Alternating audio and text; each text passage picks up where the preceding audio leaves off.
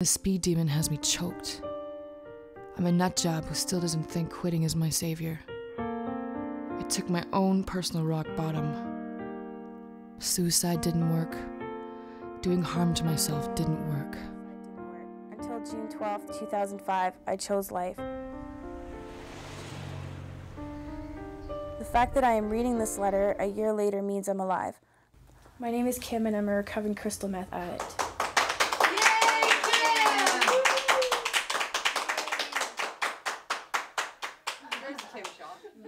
Addiction is a disease of isolation. Isolation meaning that they've learned how to protect themselves from their pain so well that they've created barriers for themselves in whatever way they do, you know, and then they just hide behind those barriers. And it's our job to find a chink in the barrier, to find a way to get through to them so that it crumbles. And once it crumbles, then we're here to walk beside them, hold them up until they can gain their own footing. Here's to you, Kim. Cheers. 1 year. Oh, you don't forget me. Basically, I had nowhere to go. I had no friends, no money, no sanity. And my mom said, okay, well, you can detox on my couch. I felt like I was falling through her couch. I was so messed up, and I was so scared, and I called every recovery place my parents had given me, and I begged to get in because I just had no other options, and I felt like I was going to die. Well, I remember when you first came in. Don't you remember that you had to have the answer for absolutely everything, and you covered all that pain inside you with yak, yak, yak, yak, yak, remember? I think I still do that. Do you? Is it to cover your pain still, though?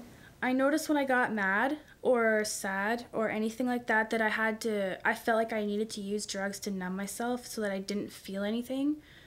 Still got some feelings about that? What's going on? I cried all the time, all the time. Charleford House with their rules and their step work and their just the way they talk to you, they got a lot of stuff out of me and they changed my behavior. Talk about that. Remember, you used to come into the office and sit down on the floor and cry. Remember that? Mm-hmm. And you just wanted to be loved. Mm-hmm. You know, and I know that your family loved you, but it was just that need for acceptance, and you were just so hurting, weren't you? One of the things that Kim did when she was here was write a letter to herself.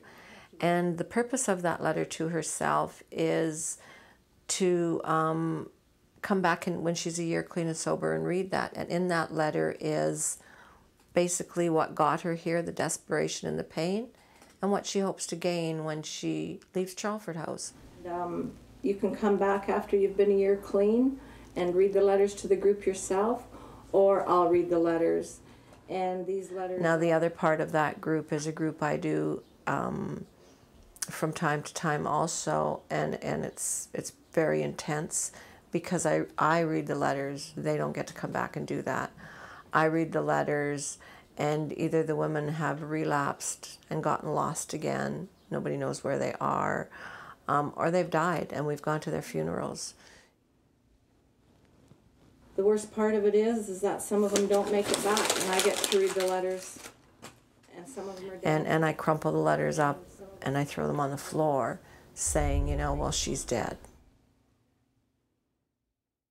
She would do it with such force that it would almost feel like she was punching us in the heart every time, because these letters were written by real people, right? And these people died. You know, they OD'd or they killed themselves or something, right? They don't make it back. I kept telling myself that's not going to be me, because I don't want to have my letter read to another group of girls who are trying to get better and I'm dead when she's reading it out loud. I'm not there to read it myself. Okay.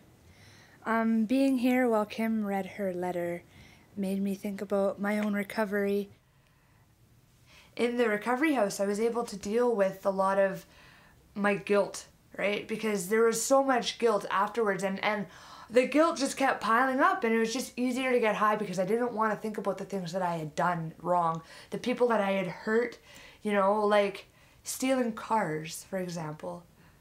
I stole a car with a friend, and I had money in my pocket for gas. I was in a car that ran out of gas. I stole another car, and as we were driving, I looked behind me, and there's 2 car seats sitting in the back, right? And now I think about that and shame on me. Like,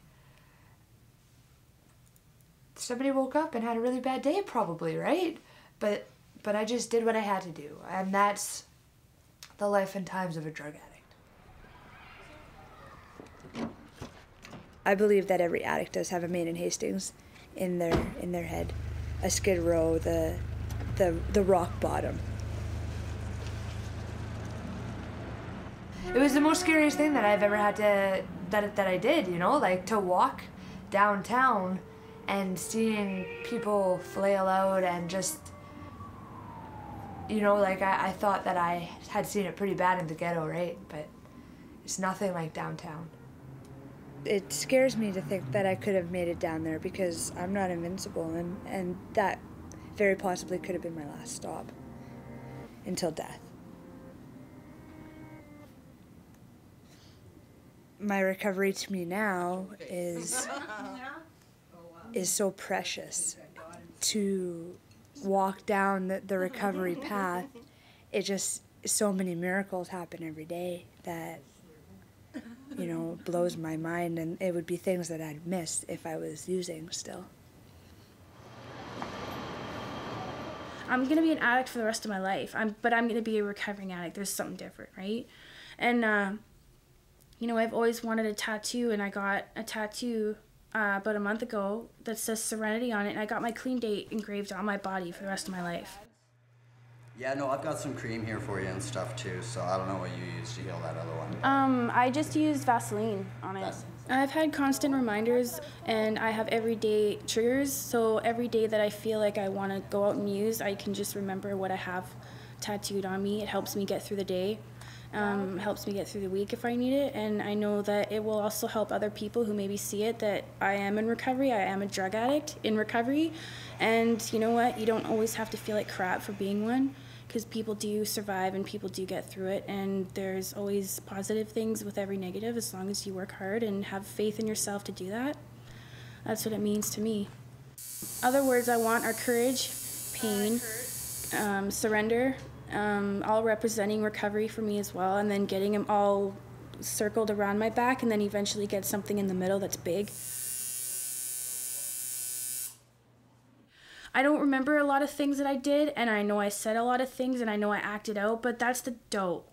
You know, you can sit in front of me now and have a conversation with me, and I'm not going to be looking over my shoulder and freaking out, right?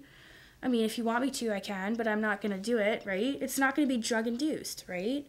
And, you know, how is that possible if recovery doesn't work, right? How is that possible that somebody who was just like almost Riverview client material could end up being so normal, right? But have a message of recovery and a message to help somebody.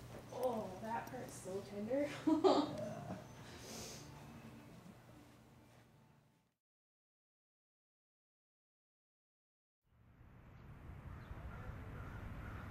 What happened to Kim? We think she left a little too early, for one thing. Hi, Kim. How you doing? And I think it had a lot to do with going to school right away, getting jobs, doing all of those things right away, too soon. And she was still too close to her addiction, and then her ego got in the way again, and she became lost once more. You need to get back on track, or I have fear. I have concern for you that we're not going to see you much at all, and then you're just going to fade away, and we're going to lose you. Relapse happens. I mean, it's like Colleen says, it's not necessarily, it doesn't have to be, but it is part of recovery, although it doesn't have to be. And people that don't relapse are very fortunate. Unfortunately, most people do relapse. But then again, it's another time for teaching. You know, if you can say to yourself, like we talked to Kim about that, you know, you say to yourself, okay, this is a lesson. This is something that I've learned. This is something new that was put in my path. I needed to relapse to be able to dig this little bit out here so that I could learn about that and then take that away again. You know, relapse is not the end. Relapse can be the beginning. Kim, put your hand down.